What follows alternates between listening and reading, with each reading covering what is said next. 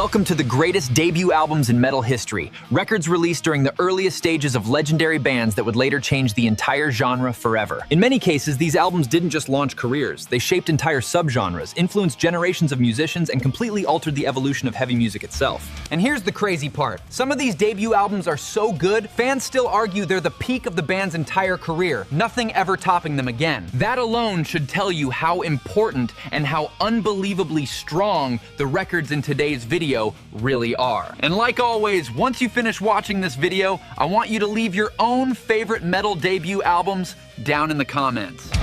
So with all that said, let's not waste any more time. This is Keep Metal, and welcome to another journey through 10 legendary debut albums in metal history.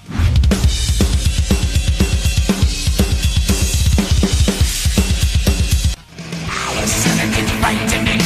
Alice, aren't you scared?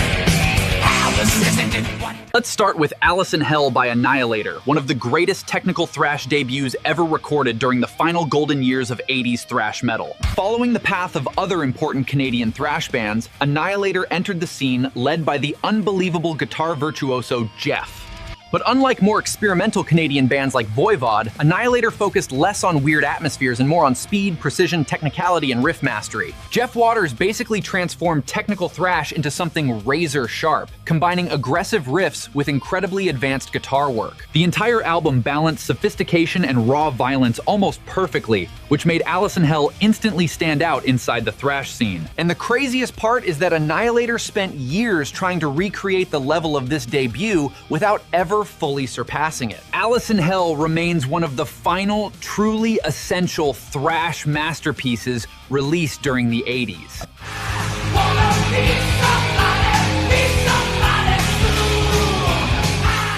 Next, we have the explosive self-titled debut from W.A.S.P, a band that entered the American metal scene like absolute chaos. They immediately grabbed attention through two things: their shocking glam metal image and their much heavier traditional metal sound. Visually, they blended perfectly with the Sunset Strip scene next to bands like Mötley Crüe, Rat, Dokken, and Twisted Sister. But musically, W.A.S.P sounded far more aggressive, dirtier, and heavier than most glam bands exploding in America at the time. They mixed glam aesthetics with classic British heavy metal influences, creating a sound that felt dangerous and raw. That combination helped them become one of the most respected and successful bands of the entire glam metal movement. And this debut laid the foundation for the bigger success they would continue building with future albums.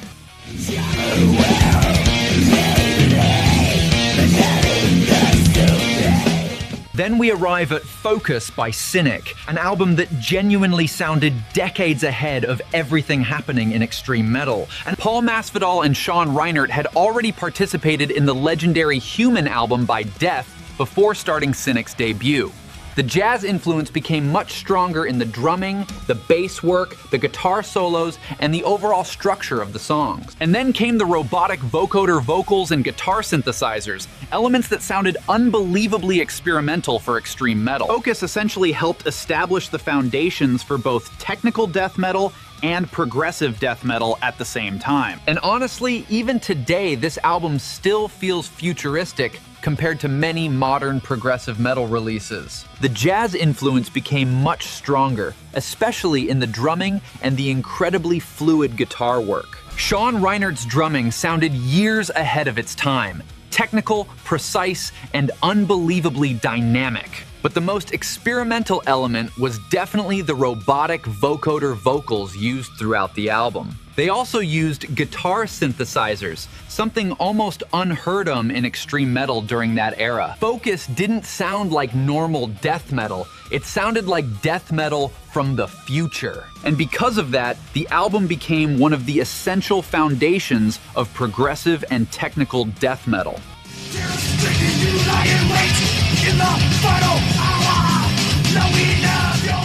Now let's talk about one of the most devastating thrash debuts ever released, The Legacy by Testament. At a moment when many Bay Area thrash bands were becoming more commercial or increasingly experimental, Testament returned to pure aggressive thrash. The Legacy sounded violent, sharp, fast, focused, and unbelievably hungry from beginning to end. A huge reason for that impact was because many of these songs had already existed for years before the album was finally recorded. At a moment when many Bay Area thrash bands were becoming more commercial or increasingly experimental, Testament returned to pure aggressive thrash. So instead of sounding inexperienced like many debut albums, the legacy felt incredibly refined and fully realized. The riffs were deadly, the solos exploded constantly, and Chuck Billy already sounded like a complete monster on vocals. Honestly, this is classic thrash metal operating at almost perfect level.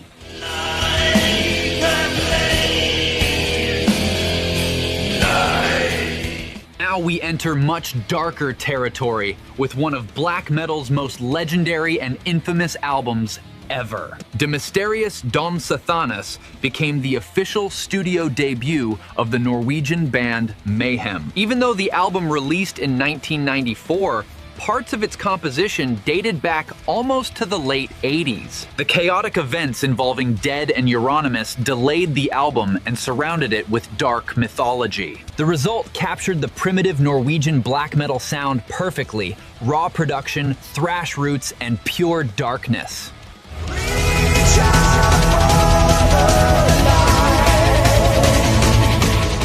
Now let's switch completely into power metal territory, because Avantasia arrived with one of the biggest debut statements of the 2000s.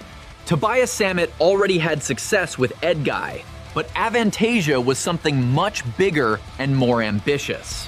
He created the project to unite legendary power metal singers and musicians into one giant fantasy metal opera. The metal opera Part 1 was recorded around 1999 and 2000, alongside the second part released later in 2002. And honestly, it had everything fans loved about German power metal: speed, melody, energy, and huge vocals.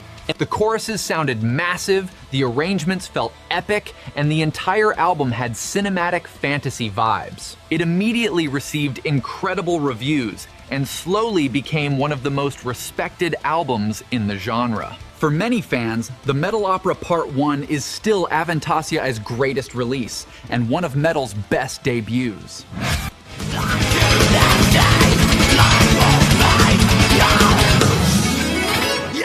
But now let's move into something colder, darker, faster, and way more extreme.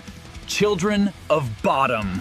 Something Wild dropped in 1997 and instantly shocked the extreme metal underground scene. The Finnish band mixed melodic death metal, black metal, and neoclassical metal into one chaotic combination. Alexi Laiho's guitar work sounded unbelievably technical while still staying catchy and melodic. The keyboards added atmosphere everywhere, creating a totally unique sound for the late 90s metal scene. Critics and Scandinavian metal fans immediately treated the album like a massive new arriver in extreme metal. The production wasn't perfect, but the songwriting quality was already insanely high for a debut release. Children of Bodom quickly became one of the biggest promises in extreme metal near the end of the century. And honestly, the legendary albums that came later only happened because this debut already showed enormous potential.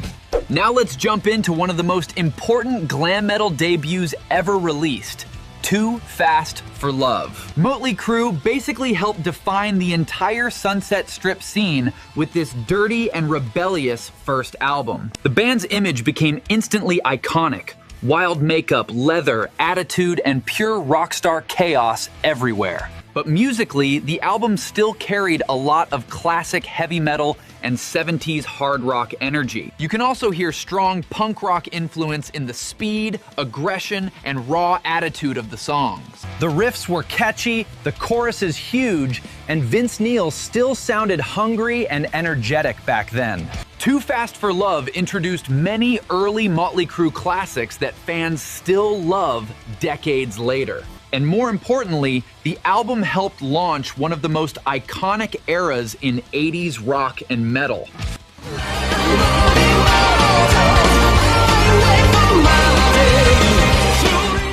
now we completely enter fantasy territory with one of power metal's most influential albums ever, Legendary Tales. Before Rhapsody arrived, power metal was melodic, but mostly centered around guitars and keyboards alone. Rhapsody transformed the genre by introducing massive orchestral and symphonic arrangements into the music. The band combined fantasy storytelling, medieval influences, speed metal energy, and huge cinematic atmosphere. Alex Staropoli, Luca Turilli, and Fabio Lione created something that sounded larger than life immediately. The album also started the famous Emerald Sword saga that continued across multiple future releases. And honestly, without Legendary Tales, symphonic power metal would probably sound very different today. Before the final main recommendation, here are 5 more legendary debut albums every metal fan should know.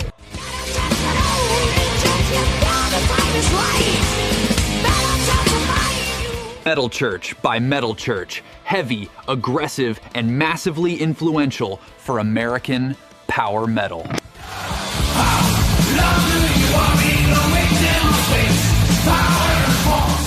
Running Wild's Gates to Purgatory mixed speed metal with darker themes before the pirate era even started.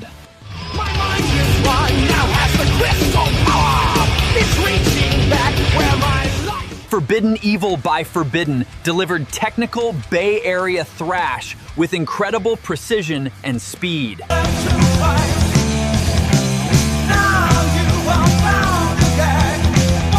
Omen's Battle Cry became one of the cult classics of traditional heavy metal and epic power metal.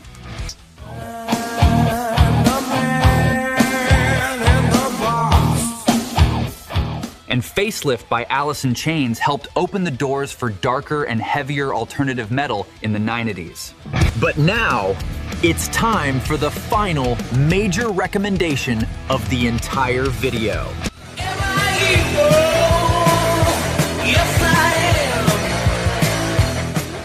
Lightning to the Nations by Diamond Head remains one of the most important heavy metal debuts ever released. The album was independently released because of a complicated family-related situation surrounding the band. Even without massive label support, the record spread through the underground thanks to its incredible songwriting. The riffs sounded heavier and sharper than many traditional heavy metal bands of that entire era. That's exactly why bands like Metallica and Megadeth openly praised Diamond Head for decades afterward. You can hear the foundations of future thrash metal hidden inside many of those classic Diamond Head riffs. And honestly, it's still shocking how strong this band sounded on their very first major release. Sadly, many fans believe Diamond Head never fully reached this level of greatness again after the debut. And that's it, my people. Another chapter of legendary metal debut albums officially completed. Tell me in the comments which debut albums you would add to this list, because there are so many classics. I'll also leave previous parts of this series in the description and pinned comments below the video. If you enjoyed this episode, share it with your metalhead friends, because real metal history deserves attention. And seriously, these albums prove how many bands reached legendary status right from the very beginning. Subscribe if you haven't already, and activate notifications so you don't miss future metal history videos. Follow me on Facebook, Instagram, and TikTok for extra content, recommendations, and more metal discussions. This was Keep Metal. Thank you for watching all the way until the end, and goodbye.